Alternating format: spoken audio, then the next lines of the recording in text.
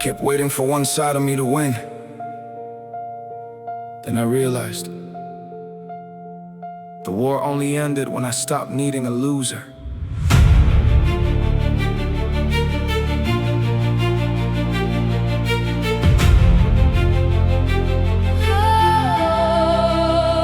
Yeah, I woke up and nothing was chasing me. No argument inside my head, no voice putting me on trial, no memory demanding another explanation. And somehow peace terrified me, because I had spent so many years preparing for battle. I didn't know what to do when morning arrived without one. I checked the mirror, same face, same scars, but for once neither of us wanted to fight. That's when I whispered, is it really over? No victory speech, no defeated enemy, just two tired versions of the same person, finally putting the weapons down. The war is over. I'm done turning every mistake into ammunition, done bragging yesterday onto tomorrow's battlefield, done treating my heart like something that needs to be conquered. The war is over. And no, I didn't win. I survived long enough to understand there was never supposed to be a winner. There was supposed to be peace. I spent years collecting evidence against myself. Every failure, every rejection, every bad decision, every door I should have closed sooner. Every time I trusted the wrong person, I built a courtroom inside my mind, and somehow I was the judge, the jury, the defendant, and the executioner. No wonder I was exhausted. You can't heal while putting yourself on trial every morning.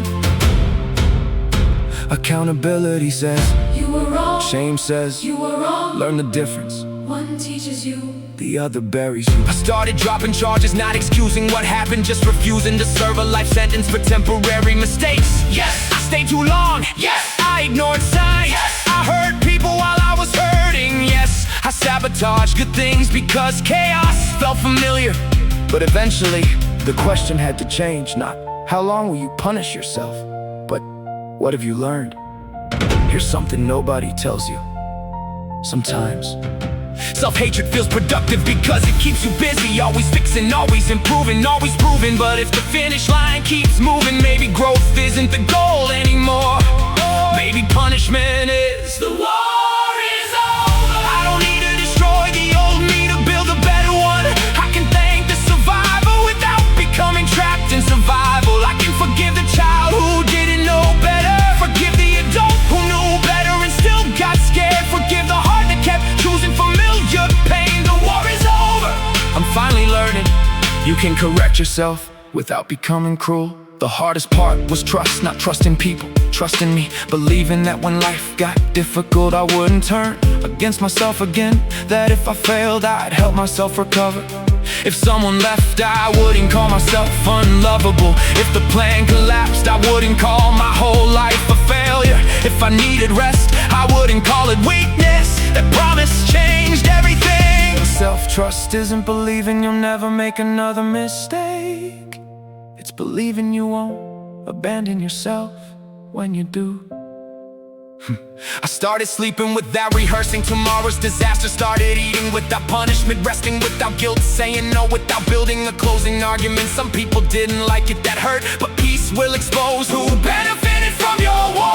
Some people loved how available your guilt made you, loved how easy you were to control when disappointing them felt unbearable. Healing changed that. I stopped calling boundaries violence, stopped calling self-respect cruelty, stopped calling exhaustion loyalty. the war is over.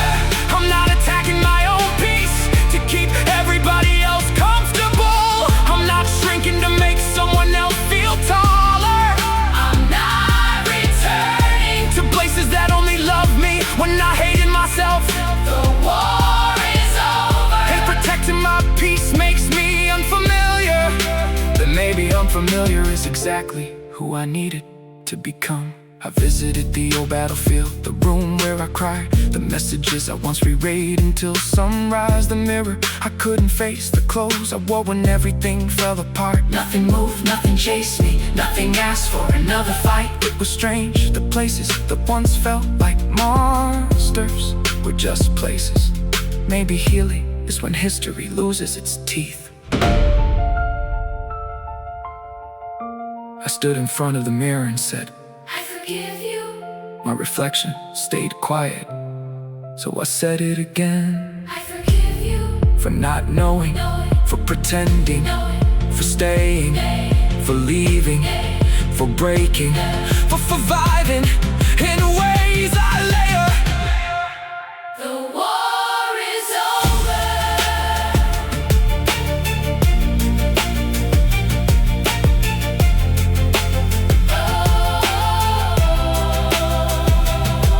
Then I learned something else. Peace wasn't always peaceful. Sometimes it was boring, no chaos, no dramatic messages, no emotional roller coaster, no proving, no chasing, no wondering if someone would stay tomorrow. At first, I almost missed the adrenaline. Then I realized chaos had trained me to mistake instability for intensity. Peace didn't feel empty, it felt unfamiliar. The war is over, and silence no longer means something bad is coming. A delayed reply isn't abandonment, a disagreement isn't rejection, a mistake isn't destruction, a quiet night isn't loneliness. The war is over. I'm learning that safety doesn't need a scream to be real. I started letting good things stay good, no interrogation, no when will this end? No, what's the catch? No rehearsing grief for people who were still standing beside me. I had spent years mourning happiness before it even left. That's how fear steals twice. First by warning you of future pain, then by ruining the present. So I stopped letting tomorrow rob today. You cannot protect yourself from future heartbreak by refusing to enjoy present love. You only lose it early. I started celebrating small things, getting through a hard conversation without shutting down, taking a break before burnout, leaving when disrespect entered the room, apologizing without turning the apology into self-hatred, asking for reassurance instead of testing people, returning to myself before needing someone else to rescue me. Nobody handed those victories a trophy. I did. What battle are you still fighting inside yourself that nobody else can see? And an even harder question, what would happen if you stopped fighting it and started understanding it? Someone reading your answer may realize they're fighting the same war. I learned that some parts of me still needed protection. The angry part, the fearful part, the jealous part, the insecure part. I used to hate them. Now I ask, what are you protecting? Anger said, respect. Fear said, safety. Jealousy said, I'm afraid I'm replaceable. Insecurity said, I need reassurance. Suddenly, the monsters had names and needs. Understanding them didn't mean giving them control. It meant I finally knew what they were asking for. If you're still at war with yourself, listen, you don't need to love every part. Tonight start smaller, stop insulting it, stop humiliating it, stop threatening it, stop demanding that healing happen on your schedule. Ask questions, listen, correct gently, rest when tired, speak honestly, and when the old voice asks, are we safe? Answer, I'm here. Sometimes that's enough to end a war. The war is over, no more turning my wounds into weapons against myself. No more making my reflection pay for what other people did. No more dragging guilt across every sunrise. No more demanding perfection before granting compassion. The war is over, and I finally understand. Peace isn't winning, peace is when both sides put the weapons down and realize they were trying to protect the same heart. I'm still changing, still failing, still learning, still catching old habits at the door. But now, when I fall, I reach down. When I'm tired, I listen. When I'm scared, I stay. When I'm wrong, I repair. When I'm successful, I let myself feel proud. No war, no execution, no courtroom, just growth. Maybe that was always the goal. If this reaches you during your own battle, remember, you don't need to defeat yourself to become yourself. You don't need to hate the past to outgrow it. You don't need to punish your mistakes forever to prove you learn from them. There comes a moment when accountability has taught its lesson, and continuing to hurt yourself stops being growth. It becomes another wound. Let the sentence end. Let the prisoner go. Let the soldier rest. You have fought long enough. Look at the person you blame for everything. Really look, they survived every insult you gave them, every impossible stand-in. Every night you said you're not enough, and somehow they're still here. Still try, still becoming. Maybe that deserves something different now. Not another lecture, not another punishment. Maybe just I'm proud of you. And if you can't say that yet, Try. I'm learning not to hate you. And if that's Still too hard. Try. I won't hurt you tonight. start there, because wars Don't always end with victory. Some end with exhaustion, some end with forgiveness. and the most important war of your life may end the moment you realize the person across the battlefield was never your enemy. The war ended, but every time life got quiet, I still reached for a weapon that wasn't there.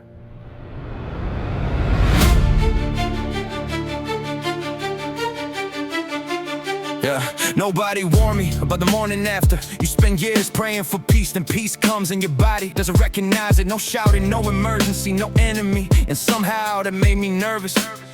I kept checking the windows, checking the door, checking people's faces for signs something had changed. Nothing had, but when you've lived in survival mode long enough, safety can feel suspicious. And I realized the battlefield was empty, but part of me was still standing guard. The fighting stopped, but my hands were still shaking. The storm passed, but my body was still listening for thunder. The war is over, so why am I still sleeping in armor? Why am I turning silence into warnings? Why does peace feel like the moment before something breaks? The war is over, I know it in my head. Now I have to teach every frightened part of me that surviving isn't the same as living.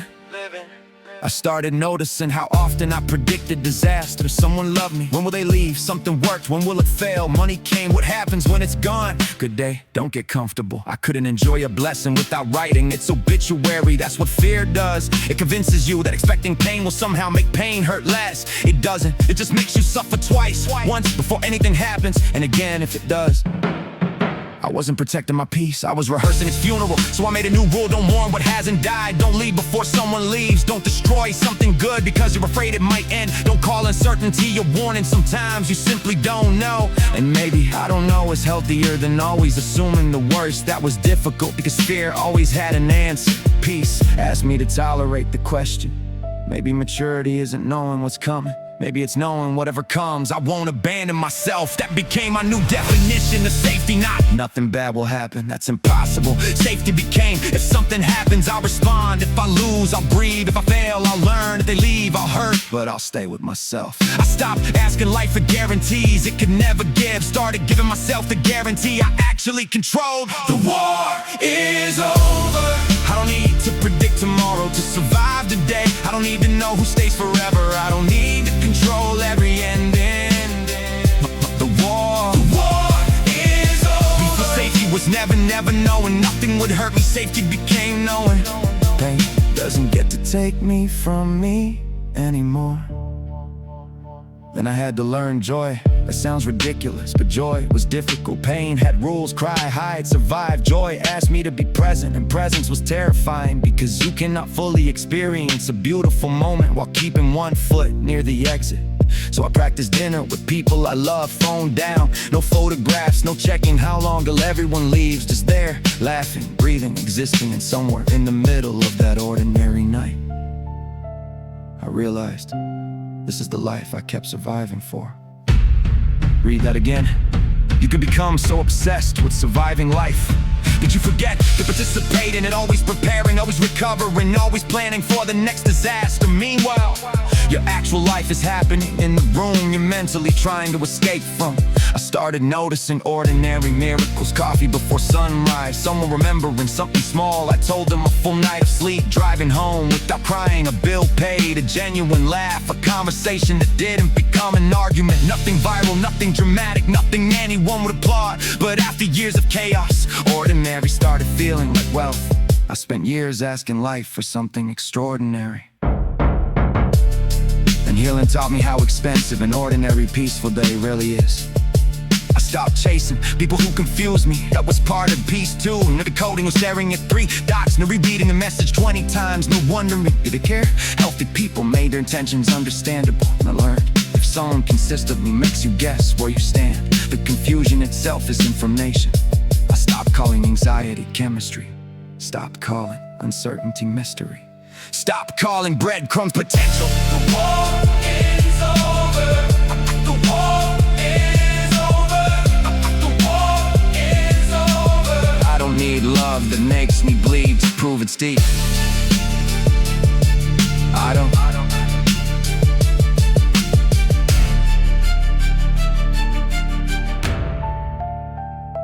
There were nights I almost went back. Not because the old life was better, because it was known. Familiar pain has an address, you know, where everything is. You know which floorboards creak, you know how disappointment usually enters. Peace was a house I never lived in. So every room felt strange. I had to stop confusing familiarity with belonging. Just because you know how to survive somewhere doesn't mean you're supposed to live there. Then came forgiveness again, but this time not for myself, for people who would never ask for it. That was complicated, because I thought forgiving them meant saying what you did was okay. No! It meant what you did will not keep living rent-free inside every tomorrow I build. Forgiveness didn't reopen the door, remove their chair from my mind.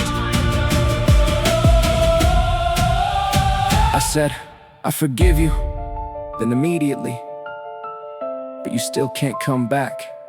And for once, those sentences didn't contradict each other. That was growth. Some doors need locks, some memories need distance, some apologies need acceptance without reunion. I can hope you heal from over here. I can remember the good without forgetting why it ended. I can love who you were to me and still protect who I've become. Forgiveness isn't always a bridge, sometimes it's setting down the brick you were planning to throw. You don't have to hate somebody to know they can't come with you. That's one of adulthood's hardest lessons. Not every goodbye needs a villain. Sometimes two people can love each other and still be dangerous to each other's peace. I looked at the battlefield again. Grass was growing, that's when the metaphor changed. The place where I thought nothing beautiful could ever exist was becoming something else. Slowly. No announcement, no miracle, just time, rain, sunlight, and things choosing to grow where destruction used to live. Maybe that's me, not restored to who I was, something new. The war is over. And look, something's growing where I buried all that pain. Something gentle where anger used to sleep. Something hopeful where I swore nothing would survive. The war is over. I thought healing would rebuild the old me. Instead, it introduced me to someone the war never got to me. I started dreaming without immediately explaining why the dream would fail. That's progress. Started making plans more than a week ahead. That's progress. Bought tickets for months from now. That's progress. Trusted I'd still be here to use them. That's progress. Hope doesn't always sound inspirational. Sometimes hope sounds like see you next year, and actually believing you'll make it there. What did survival force you to stop dreaming about? And now that you're still here, what would happen if you dreamed about it again? Maybe the war didn't only take your peace. Maybe it took your imagination. Take that back too.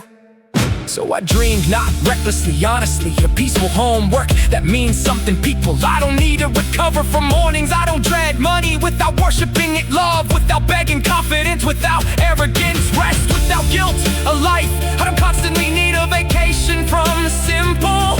Maybe boring to somebody else, to me, that's victory. I don't want a life that looks impressive from outside if I have to destroy myself to live inside it. That's another thing the war taught me. Achieve it without peace is expensive, but pause can't quiet a mind that hates itself. Money can't purchase enough distractions to permanently outrun an internal war. Success can decorate the battlefield, it cannot end it. I had to stop asking external victories to solve internal conflict. So now I wake up, no armor, no imaginary trial, no list of reasons I'm behind. I breathe, check the room, no enemy, check the mirror, no enemy, check my heart, still healing, but no enemy. And maybe that's what freedom actually looks like. Not becoming fearless, not becoming flawless, just finally having nowhere inside yourself that you need to run from. The war is over. Let the soldier sleep, let the child come outside, let the heart love again, let the dreamer make plans, let the body stop preparing for disasters that aren't happening. War is over. We don't need another enemy. War is over. We don't need another battlefield. War is over. We don't need another version of ourselves to sacrifice. The doors are open, the morning is here, and this time we're actually gonna live long enough inside the moment to see it. I used to think the opposite of war was victory. Now I know.